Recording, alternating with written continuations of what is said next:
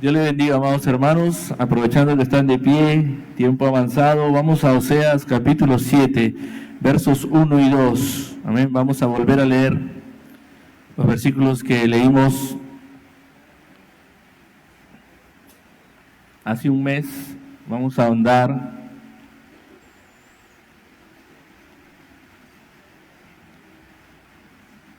Oseas 7, versos 1 y 2.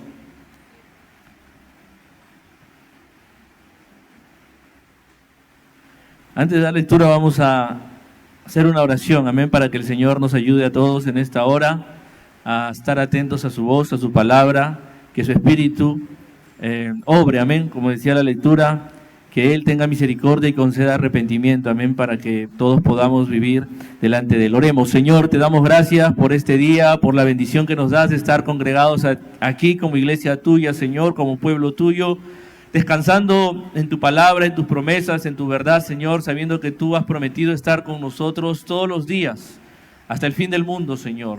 Y queremos obedecer, Señor, tu gran comisión, Señor, de predicar tu palabra y hacer discípulos, Señor, hacer creyentes tuyos que te teman, que te conozcan, que te busquen, Señor, que comprendan, Señor, tus verdades y que vivan en tu presencia, Padre. Yo te pido en esta hora que pases el carbón de tu altar, que tomes mi vida, la uses, Señor, como un instrumento tuyo. Te lo pido en el nombre de Jesús. Amén y amén. Voy a leer una versión que se llama la Biblia de Jerusalén. Es una traducción muy buena. Entonces va a haber un poco de diferencia, amén, pero está muy alineada con lo que el Señor quiere para nosotros. Dice así, Oseas 7, 1 y 2. Cuando yo quiero sanar a Israel, se descubre la culpa de Efraín y las maldades de Samaria, porque practican la mentira. Y mientras el ladrón entra adentro, se despliega la pandilla afuera. Y no se dicen en su corazón que yo me acuerdo de toda su maldad. Ahora les envuelven sus obras. Ante mi rostro están. Pueden tomar asiento, amados hermanos. Amén. Es una versión que se llama la Biblia de Jerusalén, muy buena.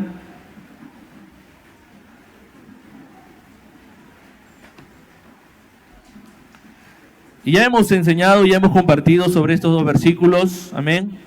Hace 2 semanas me tocó compartir en la noche y enseñamos este verso con la parábola del hijo pródigo.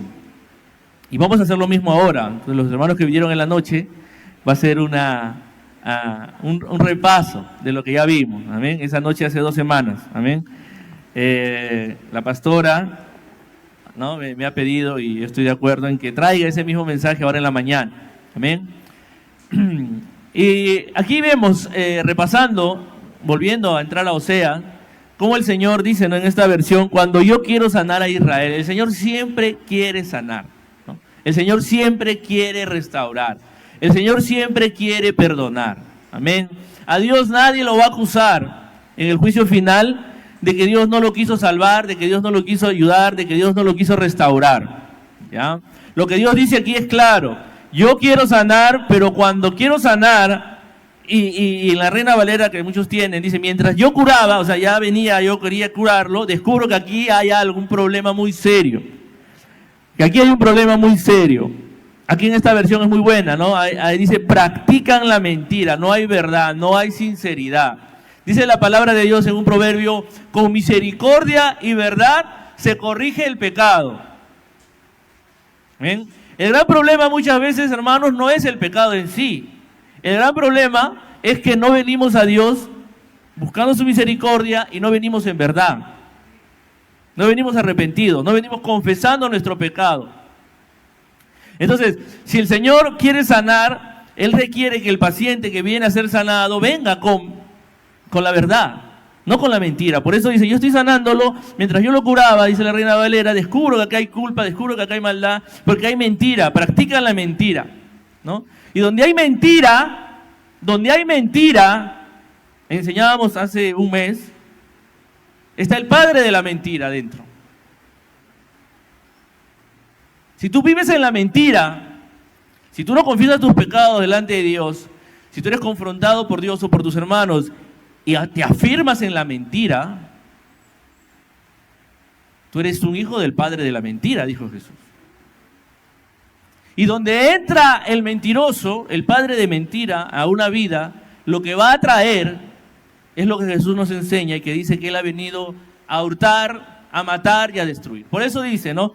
Descubrí un tema muy feo, que en el centro, en el corazón del pueblo, en Efraín, en Samaria, en las ciudades que deberían estar los líderes gobernantes, ahí lo que había era mentira, había hipocresía, había maldad. Y por lo tanto, si hay maldad y destrucción, por eso dice, el ladrón está adentro y las pandillas se despliegan afuera, dice esta versión, ¿no? Y el salteador o las pandillas. Entonces, eso pasa, una vida que no anda en la verdad, que no viene a Dios arrepentido, una vida que no busca a Dios, el ladrón, Satanás, va a entrar a robar todo lo bueno que hay, va a destruir esa vida. Y por fuera se van a manifestar todos los vicios, todos los pecados, toda esa desgracia que es una vida poseída por el demonio. Y comienza por la mentira. Entonces, venir a Dios, Dios puede perdonar y liberar a cualquiera. No hay pecado que Él no pueda perdonar. No hay atadura que Él no pueda romper. No hay vicio que Él no pueda sanar. Pero Él quiere que vengas con la verdad. Que vengas con la verdad. Y eso es lo que el profeta le está diciendo. ¿Por qué? ¿Y por qué la gente se atreve a mentir y seguir mintiendo y afianzándose en su mentira? Porque no conocen a Dios. Porque no saben que Él lo ve todo. Y eso lo dice el versículo 2. ¿No? Y no dicen en su corazón, o sea, no se ponen a pensar, no se ponen a meditar que yo recuerdo todo, o sea, que yo lo veo todo, que yo recuerdo todo, que delante de mí está todo. Ahora le envuelven sus obras, ante mi rostro están. Él lo sabe todo, Él lo ve todo, Él es omnisciente, Él es omnipresente. Y en este mismo profeta hay un versículo muy famoso, que en Oseas 4:6, que dice, mi pueblo perece porque le faltó conocimiento. ¿De conocimiento de qué? De Dios. Creen que pueden engañar a Dios. Creen que pueden venir a la iglesia y jugar con Dios y vivir en la mentira. Perecen por eso. Muy bien. Pero no, hoy vamos a hacer, también con el desafío que me dejó mi hermano Gilbert ese día, que esperaba una palabra dulce, me dijo, ¿no? Hoy vamos con la ayuda de Dios a ilustrar esto con algo muy dulce, con el amor del Padre. ¿Amén? Porque el Señor, ¿cómo sana? ¿Con qué sana? Vamos a ilustrarlo y vamos a verlo en su propia palabra con su amor. Vamos ahora a tal vez la parábola cumbre, la parábola que para todo creyente debe ser una joya, ¿no? Hay mujeres que guardan y cuidan sus joyas, ¿no? Las tienen bien guardaditas, porque las usan, ¿no? En momentos especiales, ¿no? Y se visten con sus joyas. Pero para un creyente sus joyas deben ser la palabra del Señor. Y una de las joyas más hermosas de la palabra del Señor es la parábola del hijo pródigo. Vamos a Lucas 15. Lucas 15. Así se le llama la parábola del hijo pródigo. Muchos no están de acuerdo, dice decir la parábola, la historia de dos hermanos, porque en realidad es sobre dos hermanos, pero todos la conocemos como la del hijo pródigo casi siempre.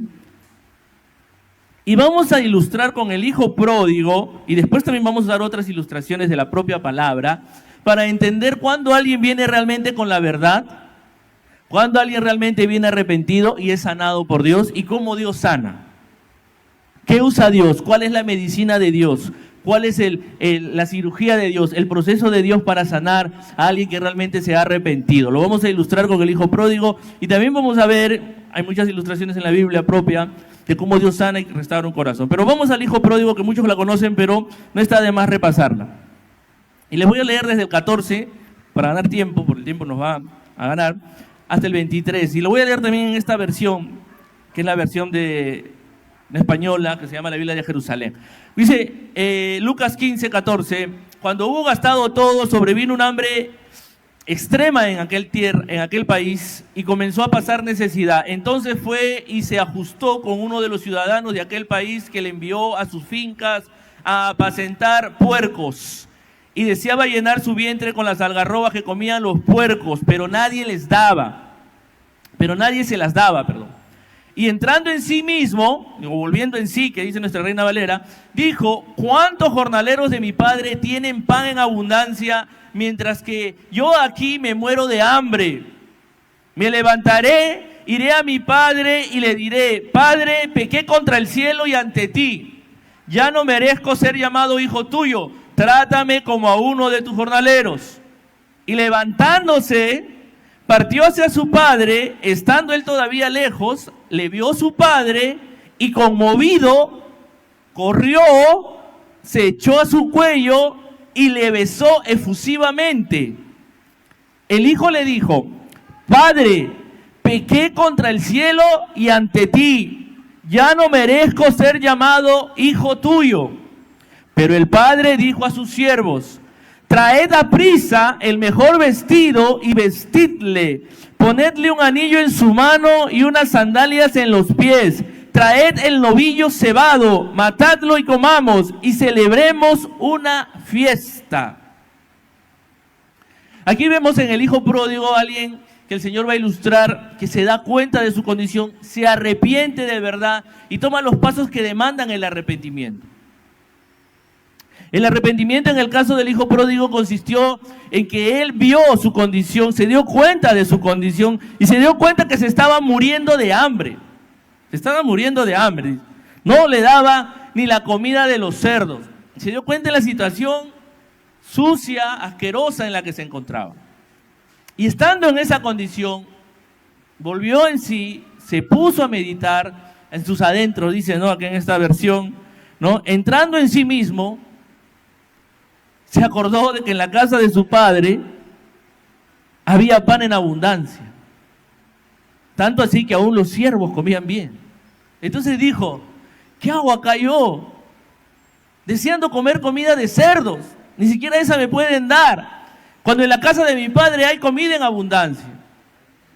Ya sé lo que haré, voy a volver donde mi padre. Pero él era consciente de que había actuado de una manera terrible. Lo que él había hecho al pedir por adelantado la herencia e irse y malgastarla, era en esa cultura, era como que él hubiera dicho a su papá que él deseaba que su papá se muriera.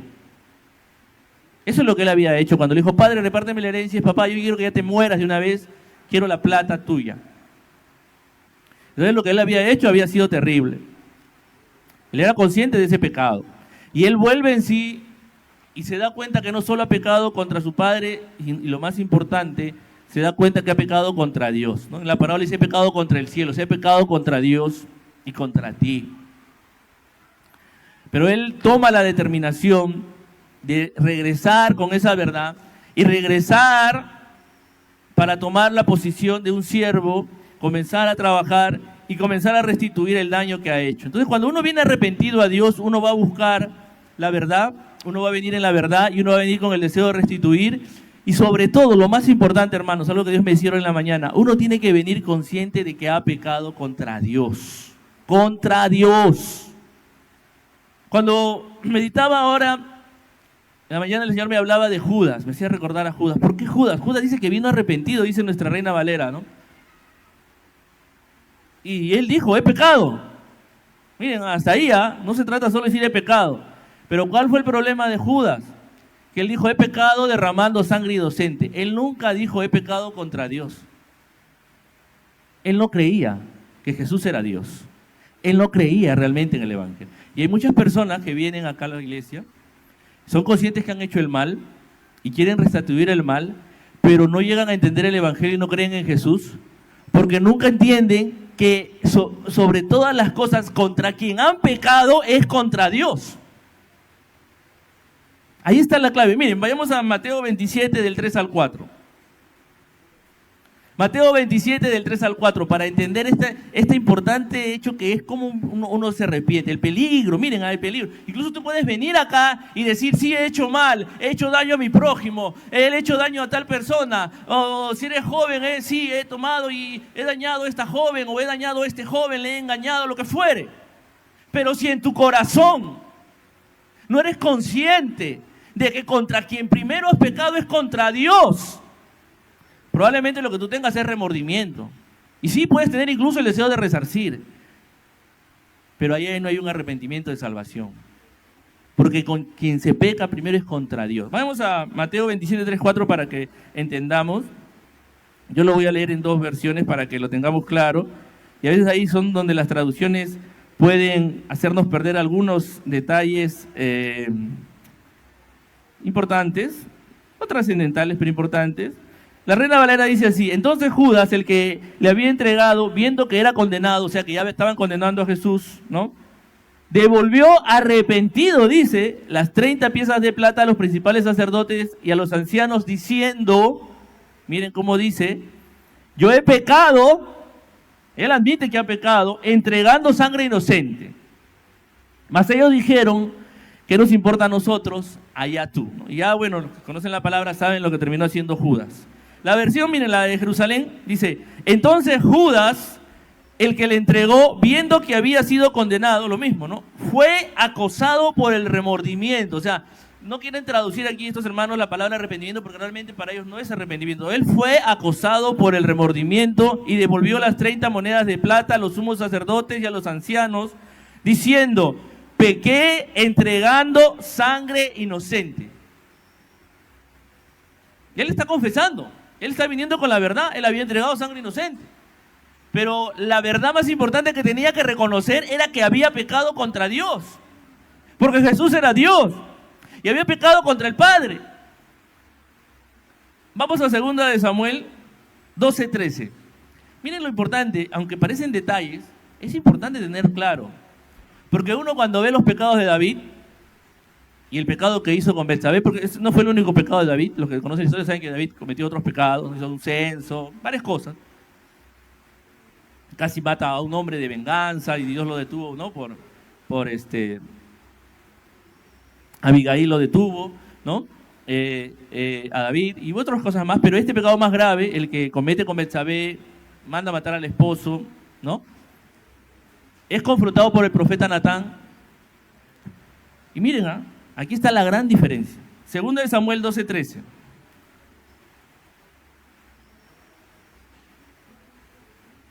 Quiero que todos estén ahí, que lo lean. Que lo vean ahí, que lo marquen, porque es importante, ¿no? Como decía el pastor muchas veces cuando predicaba, abran su Biblia, miren ahí, miren y marquen y vean. David se ríe, yo también porque a veces renegaba, pero está bien, es importante, ahora que estoy acá quiero que lo vean, que vean el texto. Entonces dijo David a Natán, después que fue confrontado, y Natán le dice, tú eres ese hombre malvado que ha robado esa pobre ovejita a ese que tenía solo. Tú eres ese pecador. Miren, David no agarra y dice, no me aguanté, mis pasiones eran fuertes, tú sabes que como rey ando guerreando y el relajo me ganó y soy barro, soy débil. No, lo primero que dice y lo que un verdadero arrepentido dice es lo que dice David. Entonces dijo David a Natán, ¿qué cosa? Pequé, sí, pequé, ¿pero qué? Contra Jehová. Pequé contra Jehová. Ahí está la marca del verdadero arrepentimiento. Pequé contra Jehová. Si tú, con la ayuda del Espíritu Santo, qué glorioso es ese Señor que trajo esta lectura de la hermana Giovanna, que en el penúltimo versículo de 2 de Timoteo 2 dice, ¿no? Que ojalá Dios conceda, que los siervos del Señor no debemos, ¿no?, contender, no, debemos pedirle a Dios que Él conceda arrepentimiento para que los hombres que están en su pecado, que no ven su condición, que no ven que contra Dios están pecando, no contra los hombres, contra Dios están pecando, se arrepientan y digan, he pecado contra Dios. Por eso en el Salmo 51, ¿qué dice? Contra ti solo he pecado, ¿no dice David? Contra ti he pecado. Entonces, cuando hay verdadero arrepentimiento, volvamos a la parábola del hijo pródigo, cuando uno viene y toma el paso y viene arrepentido en la verdad, diciendo que contra ti, mi Dios, he pecado, ¿qué va a pasar? ¿Dios qué va a hacer? Dice en la parábola del hijo pródigo, el hijo se arrepiente y actúa, va de vuelta a la casa del padre, y él, estando lejos, dice, y levantándose partió a su padre, dice el 20, ¿no? 15-20. Estando él todavía lejos, le vio su padre. Le vio su padre. Si hay algo que Dios está queriendo ver con mucho anhelo, es corazones arrepentidos. Es corazones verdaderamente arrepentidos. Que pueden decir con verdad, he pecado contra ti, Dios. Me he dejado llevar por mi orgullo, he ofendido a mis hermanos, sí, los debo resarcir, pero sobre todo contra ti he pecado. He mentido, he chismeado, he calumniado, hermanos, he exagerado las cosas, o de repente he hecho peores cosas aún. He jugado con los sentimientos de mi hermana, mi hermano, he defraudado a mi hermano, pero por sobre todo contra ti he pecado, Dios. Cuando Dios ve eso, dice, cuando el padre vio a su hijo a lo lejos, ¿qué hizo el padre? Conmovido, corrió. Corrió, solo lo dice acá en la de Jerusalén. Y es algo un detalle importante, ¿no? Porque en la cultura nuestra ver a alguien correr no es novedoso, ¿no? O sea, hay gente que está apurada por ciertas razones, todos están desesperados, algunos están corriendo en sus carros. Pero en esa época no había, ¿no?, vehículos, la gente caminaba. Los nobles, la gente que tenía honor, porque todo era un tema de honor, del nombre, en esa cultura, en la cultura de los tiempos de Jesús. El honor era lo más importante de una persona. Las personas honorables no corrían, menos los ancianos, o sea, los padres mayores no corrían, ¿no? Las vestiduras, las túnicas por el calor, que allá había más calor que acá, se tenían que andar siempre cubiertos para que no se dañen su piel. Y eran túnicas largas, como faldas, ¿no? Y no se puede correr con eso. Para correr hay que remangarse, ¿no? Y hay que mostrar las piernas. Entonces, para que el padre salga, este simple hecho que dice la parábola, corrió, tenía una implicancia tremenda, porque el padre iba a ser visto de una manera vergonzosa ante los demás. O sea, el padre se expuso a la vergüenza, a la burla, a la habladuría del pueblo contra él cuando se pone a correr, porque solo los siervos corrían, solo a los siervos se les daba una orden para que corran. Solo a los de la más baja condición se les obligaba a correr y hacer las cosas corriendo. Las personas honorables no corrían, porque para correr hay que tenían que tener la túnica remangada, ¿no? Se hacían como una especie de pañal, ¿no? Se ceñían, por eso los lomos, dice, se la remangaban, se mostraban y las piernas quedaban expuestas y uno podía correr ya.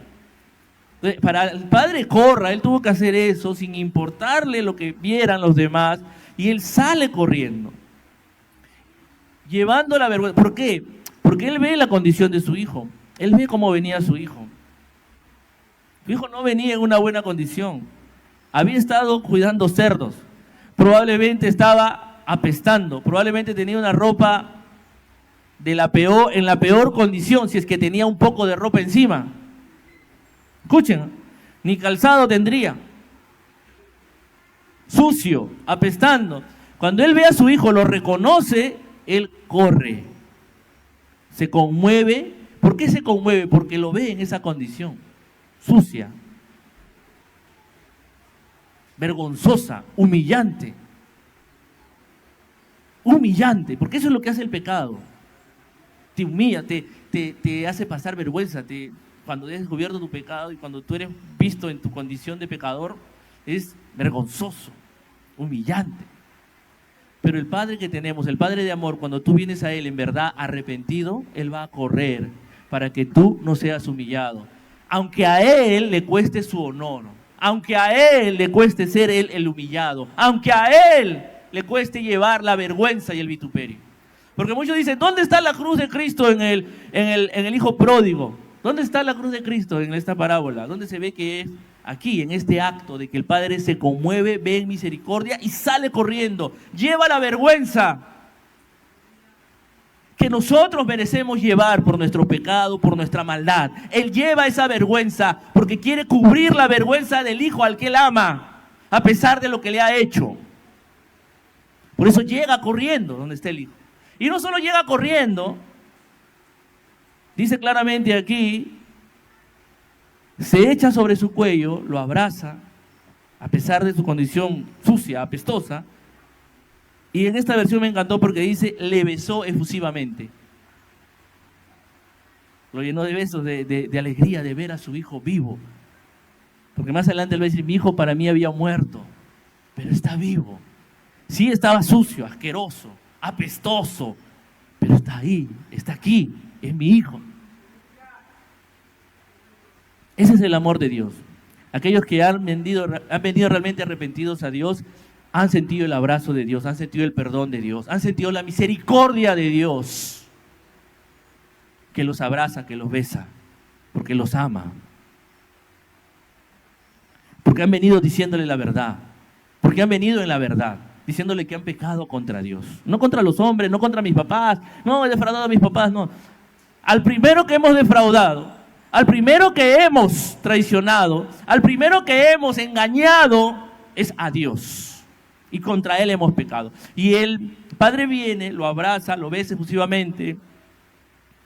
Y el Hijo confiesa su pecado, por eso dice, viene la verdad, y le dice, ¿no?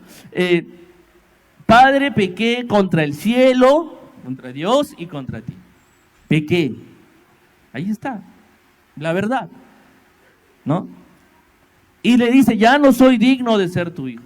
Él no viene diciendo, papá, mis amigos me han traicionado, me han defraudado, mira cómo me ha tratado el mundo, yo era tan bueno, pero se llama el hijo pródigo porque él seguro ponía la plata para toda la fiesta, él ayudaba a todo el mundo, y cuando vino el hambre, la crisis económica, todos me abandonaron, papá.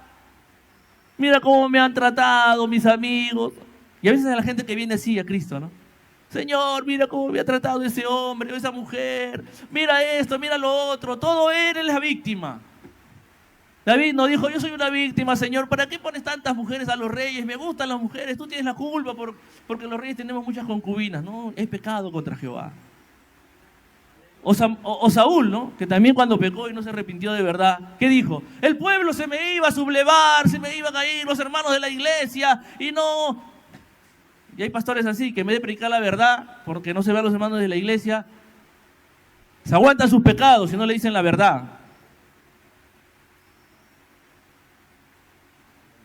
Saúl no se arrepintió por eso, porque él nunca dijo que pecó realmente contra Jehová. Él estaba preocupado por mantener su posición, su poder. Por eso Dios dijo, lo desecho. David, que hizo el pecado más terrible que todos, digamos de ahí, sabía que contra Jehová había pecado. Y contra él pecamos. Y el hijo pródigo, cuando volvió en sí, se dio cuenta de esa gran verdad, que contra el cielo, o sea, contra Dios y contra su padre había pecado. Y cuando hay verdadero arrepentimiento, los brazos de amor están listos para sanar. Ahí Él puede sanar. Ahí Él puede sanar. Ahí Él puede traer su amor. Por eso dice, cuando yo quería sanar a mi pueblo, había un problema, no hay verdad aquí, no hay arrepentimiento genuino. Lo que quieren es, más adelante vimos en Oseas, ¿no? Lo que quieren es su vino, su trigo, su comida. Ellos no quieren realmente estar en comunión conmigo, vivir en santidad, vivir para mí. Ellos quieren solo las bendiciones que yo les doy. Duro. Pero este hijo viene confesando, diciendo la verdad y viene a ser abrazado. ¿Y qué hace el padre? Lo besa todo, ya hijo, vamos a pasar un tiempo de prueba, a ver cómo estás, si realmente estás arrepentido. No, el papá hace algo increíble, ¿no? Inmediatamente, pide una orden inmediata. El padre no deja que termine de hablar, no deja que hazme como uno de tus jornaleros, no. Él ya cuando va a decir eso, el padre no le deja hablar, le calla, no soy digno de ser, no, le dice. Miren, el papá es como que le dice no a lo último que él dijo. Si es verdad, has pecado contra el cielo, contra mí. Ya no soy digno de ser tu hijo, no. Es como si el padre le dijera, ¿por qué? ¿Por qué digo que le dice que no? Pero el padre, y viene el pero, dijo a sus siervos, traed a prisa el mejor vestido y vestidle. En la versión Reina Valera que dice, sacad el mejor vestido. Traigan el mejor vestido. Traigan, porque estaba hecho una, y eso implicaba bañarlo, limpiarlo, ¿no? A sus siervos, ¿no? A los siervos que tenía el padre, traigan el mejor vestido para mi hijo. Ahora, era inmediato, a prisa. Cuando Dios te sana, cuando Dios te restaura, Dios te quiere restaurar rápidamente. Dios no quiere que me habrá perdonado Dios o no me habrá perdonado. Y hay hermanos que están así dudando, decir, Dios te ha perdonado si te has arrepentido y has confesado tu pecado y has reconocido que contra Él has pecado. El perdón de Dios es inmediato. Es inmediato porque es por gracia, no es por obras. El padre no le dijo, a ver, demuéstrame que estás arrepentido. No. Inmediatamente saquen el mejor vestido. Y ni siquiera dijo ya, sácale un buen vestido y báñenlo y ya. Saquen el mejor vestido. En esa época, en la cultura, los hombres ricos como este padre, cuando hacían grandes fiestas, tenían un montón de vestidos para sus invitados, para que sus invitados estén adecuadamente vestidos, porque a veces no podían llegar o a veces los sorprendían a sus invitados en la calle, en el mercado, en la plaza. Anda a mi fiesta, le dice, he matado un becerro engordado. Eso era comer la mejor carne. Hay comida de sobra, ven para mi casa, pero mira cómo estoy, no te preocupes. Allá tienes donde bañarte, te va a dar tu vestido para que estés en la fiesta y vas a comer, vas a tomar, vas a estar feliz. ¿Entiendes? O sea, la fiesta no es como si alguien hiciera una boda ahora y a tus invitados le dices, tú ven vestido como quieras, porque ahí va a haber vestidores y a todos se le va a dar su terno y a todas las mujeres se va a dar su vestido. Porque en mi boda vas a estar vestido de gala. Así era en esa cultura, para que vean lo ricos que eran, ¿no? Pero los mejores vestidos eran para los príncipes, para los señores, para las personas de autoridad que venían. Porque tenían, así como cuando, ¿no?, Jacob le puso ese manto que después le costó a su hijo pasar todas esas pruebas a José. Cuando Jacob hizo eso, le estaba diciendo a todos sus hermanos, él es mi preferido, él es el que yo quiero más, ¿no? Lo mismo es acá. Cuando el padre dice, saquen el mejor vestido, está diciendo, él es mi hijo y él vuelve a tener la posición de hijo. Porque lo confirma, porque dice, póngale el anillo, que es autoridad, y póngale sandalia. Que no esté descalzo como un siervo, él es mi hijo. Y eso es lo que Dios va a hacer con todos aquellos que vienen realmente arrepentidos a él, hermano. Dios no te quiere ver dudando de tu salvación, dudando del perdón de Dios. Dios te ama. Y lo que Él usa para sanar y curar es su amor. Ahora, un detalle, y el que yo mencionaba para ir ya acabando. Voy a ser muy corto esta mañana, perdón. Pero vamos a ir terminando por el tema del calor. Por amor. Pero hay un detalle que quiero que notemos en esto. O sea, hemos visto cómo Dios es el que quiere sanar y lo que Dios quiere es verdad. Dios quiere arrepentimiento genuino. Pero miren, ¿con qué sana Dios? ¿Con qué sana Dios? Con su amor. ¿Y cómo Dios manifiesta su amor? El Padre dijo a sus siervos, no fue el Padre quien se puso a bañar, a limpiar y a vestir a su Hijo. ¿Le dijo a quién? A sus siervos. ¿Quiénes son los siervos de Dios? Nosotros. ¿Quiénes tenemos que vestir de amor, de bondad, de misericordia? A nuestros hermanos que caen, a nuestros hermanos que pecan, a nuestros hermanos que vuelven arrepentidos. Nosotros. Ese es nuestro llamado. Nosotros tenemos que amar a nuestros hermanos, no condenar. El Señor no nos ha llamado aquí para condenar. El Señor no nos ha llamado aquí para chismear. Si vuelve un hermano del cual tú conoces su pasado y dices, uy, ¿sabes bien ese hermano que ha venido? Y se lo comienzas a contar a otro. Uy, ese hermano, ¿de dónde Dios lo ha sacado? Y Dios reprenda al diablo y te cierre la boca. Porque lo que tú estás haciendo, no estás cubriendo de amor. Estás destruyendo con tu chisme, con tu murmuración. Tú no tienes el Espíritu de Dios, ni el Espíritu de Cristo. El Espíritu de Cristo busca amar al Padre. Hace fiesta, porque tu hermano que estaba perdido ha vuelto. No condena, no chismea, no destruye. Sí, por la gracia de Dios has permanecido en la iglesia muchos años, pero puede ser como el hijo mayor. Puede ser como el hijo mayor. Ustedes saben, es para otra prédica eso. Pero el hijo mayor vivía en la casa del padre. Tenía todo, pero no disfrutaba nada. Tengamos cuidado. Él debió defender el honor del padre. Él debió estar ahí primero con su padre, amando a su hermano, feliz de que haya vuelto. Porque todo ya era de él, al final de cuentas. Porque el otro ya había perdido su herencia. Toda la herencia era de él, del mayor.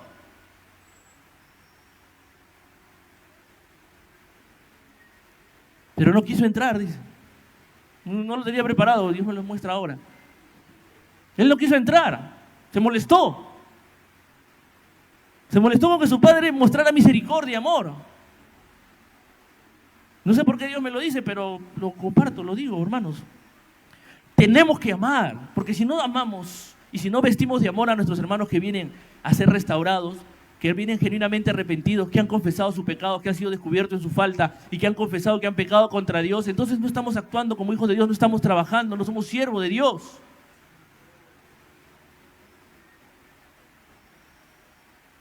Nos creemos mejor que ellos y nos olvidamos que nosotros también somos Gomer, Nosotros también somos esa mujer adúltera que ha traicionado a su esposo y al que Dios ha amado tanto que ha ido a buscar. Todos nosotros somos salvos por gracia y estamos llamados a amar a nuestro hermano y a vestirlo de amor, a vestirlo de esa misericordia. Ese vestido es la justicia de Cristo, pero ese vestido también es el amor. Miren, Colosenses, vamos a Colosenses, y vamos a ir terminando. Aquí lo tengo, Colosenses 3, 9. Habla, desde el 9 habla de que es Cristo y de todo lo demás, pero en Romanos también lo dice, 13, 14. Pero voy a ir solo al 3:14 por temas de tiempo. Colosenses 3:14. Dice la palabra del Señor. Y sobre todas estas cosas, este es en Reina Valera, vestidos de ¿qué? De amor. ¿Qué es el vínculo? Perfecto. Ese es el vestido que Dios quiere para todos nosotros y es el vestido que Dios nos manda a ponerle a nuestros hermanos que vuelven arrepentidos. Dios no nos ha llamado a condenar, Dios no nos ha llamado a juzgar, a murmurar, a chismear. Dios nos ha llamado a amar. En esto conocerán que son mis discípulos, en que tengáis amor los unos por los otros.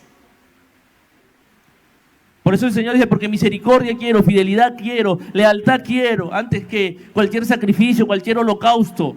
Quiero que haya amor, que haya fidelidad, que haya compasión en ustedes.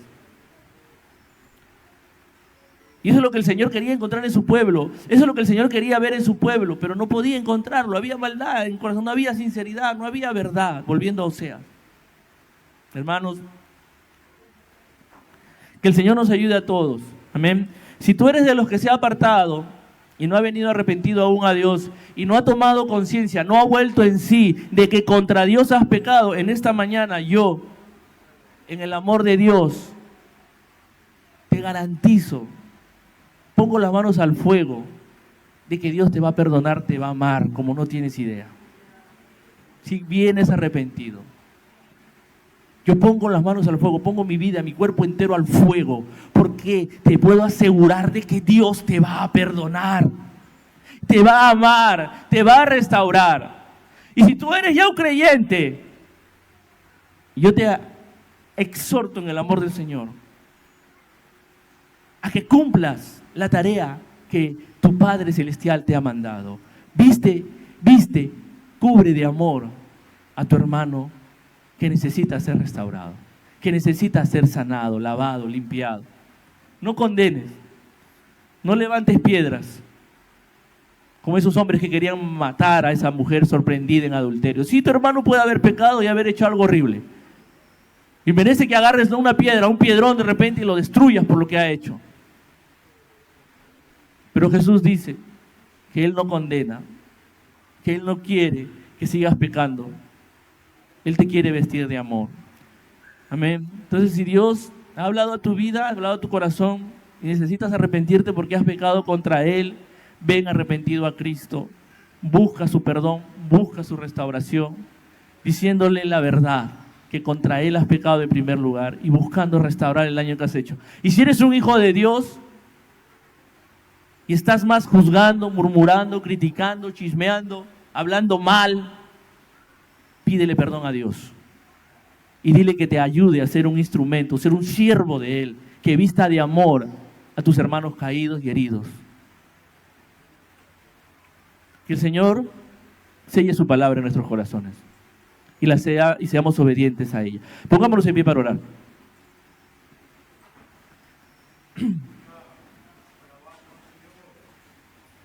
Oh mi Dios, oh mi Rey, tu amor no tiene comparación, Señor. Tu amor es inmenso, Señor. No tiene comparación, Jehová. Tú estás con los brazos abiertos, Señor, lleno de amor para perdonar, para correr al encuentro de cualquier alma arrepentida, Señor.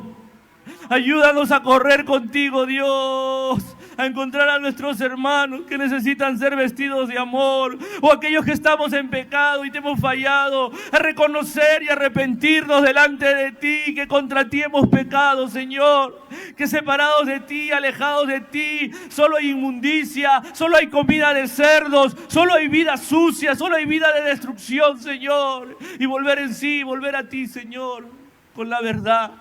Ayúdanos, Dios, ayúdanos, Señor.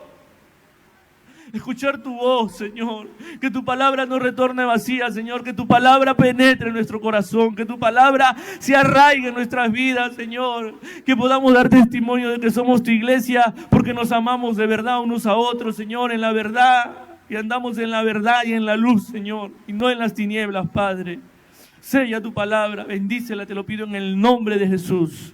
Amén y amén. Dios añada bendición a su palabra.